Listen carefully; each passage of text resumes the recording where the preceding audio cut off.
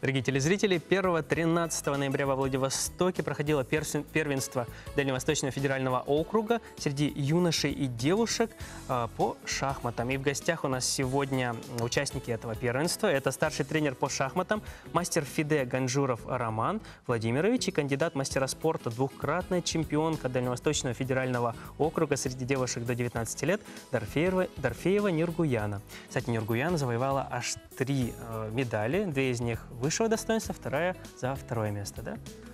Как ваше настроение? Всегда спрашиваю об этом вначале. Все. Отлично. Ну, я вижу, что у вас настроение действительно хорошее, потому что у меня стол буквально сверкает золотым и серебряным цветом. Расскажите, пожалуйста, про соревнования, про то, как вы завоевали вот эти медали.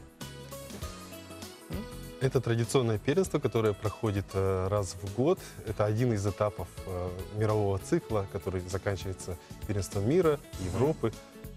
Следующий этап вот после окружного первенства – это первенство России, на которое, в общем, Нургуяна отобралась, получила путевку, завоевав 1-е место в классическом зачете. Я чуть-чуть перейду на другую тему. А сколько вообще? Я знаю, что делегация от республики была довольно внушительная. Сколько человек от республики? 33 участника было. А в общем было участников на первенстве? В общем 260 человек. И я знаю еще, что довольно много наград привезли, тем более, что вот одна Нургуяна 3 медали завоевала.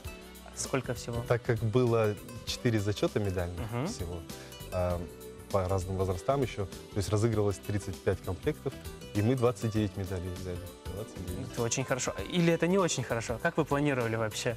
Вообще вот такая обширная программа, чтобы 4 медальных зачета, 4 вида соревнований, это только в этом году на первенстве округа стали проводить, так как на России это давно проводят, и вот решили уже опробовать в округах.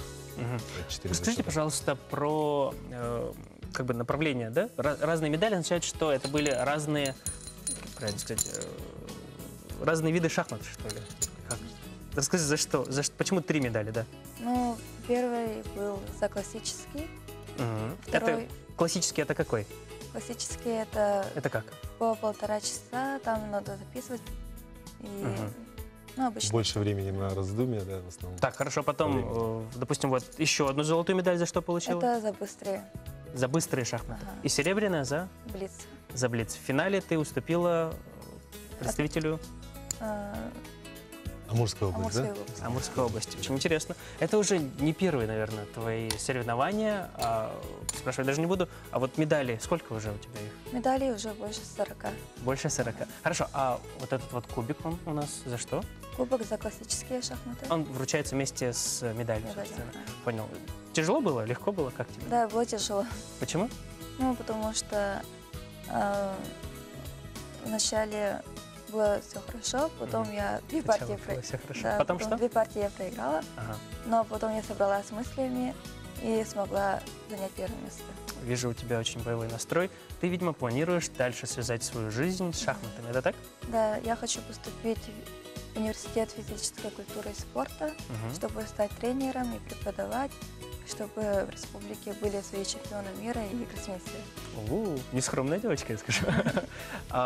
Много ли вообще ребят занимается сейчас шахматами у нас? Да, достаточно много. В республике, конечно, более 500, наверное, ребят более-менее серьезно занимаются периодически. Вы сказали 500? Да, 500 это те, которые вот в турнирах так или иначе у нас появляются, да? Кто-то постоянно, кто-то периодически. Также в школах сейчас по всей России хотят внедрять шахматы по шахматам. Да. Поэтому популярность шахмат и в республике, и в России, и в мире растет. Она будет только расти дальше, в дальнейшем. Так, интересно, по планам у вас ближайшие соревнования когда планируются, на которые вы отправите своих ребят, и, может быть, Нургуяна тоже поедет? Ближайшее у нас соревнование крупное, самое большое республиканское соревнование будет. Это чемпионат республики среди мужчин, высшая лига. Там отобраны 12 сильнейших шахматистов республики, они сыграют. И чемпионат среди женщин, где тоже Нургуяна примет участие, уже играет со взрослыми. А выездное соревнование ближайшее — это Moscow Open, традиционный фестиваль, очень крупный, международный, который проходит в Москве в конце января, начале февраля. И такой вопрос, может быть, от меня лично. Вот вы у нас кандидат в мастера спорта. Что нужно сделать, чтобы получить мастера спорта? Я вижу просто столько медалей. Почему еще не мастер Я спорта? получила кандидат в мастера спорта в 13 лет, когда заняла первое место в Владивостоке. Из скромного вопроса. Сейчас вам сколько? Как давно вы Мне занимаетесь 17 лет. шахматами? Я занимаюсь шахматами с 9 лет. С 9 лет. А мастера спорта планируете получить примерно когда? Ну, в 3-м курсе. На 3-м году. Это через сколько уже? Это через 3 года. Через 3 года. Ну, план мы записали. Через 3 года обязательно ждем вас снова у нас в эфире, с новыми наградами, с новыми достижениями. Поздравляю вас с этими победами и вас и вообще Спасибо. всю нашу делегацию из республики. Надеюсь, что дальше будете радовать нас очень позитивными новостями. Большое спасибо, что встретили это утро вместе с нами.